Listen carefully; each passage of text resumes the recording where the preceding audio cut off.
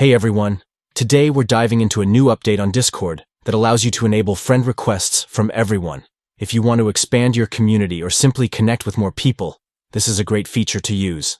Let's get started. First, open the Discord app on your PC. Make sure you're logged in so we can access the settings.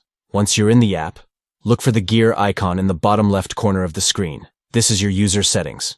Click on it to open a menu filled with various options. Now, in the left sidebar, scroll down until you find the Friend Requests section. Click on that, and you'll see the current settings for who can send you friend requests.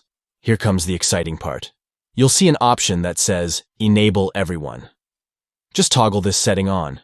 With this feature enabled, anyone on Discord will be able to send you a friend request, making it easier to connect with new friends and potential gaming buddies. And that's it.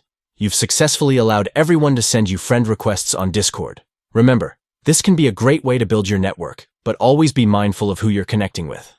Thanks for watching. If you found this video helpful, don't forget to like and subscribe for more tips and updates on Discord. Happy connecting.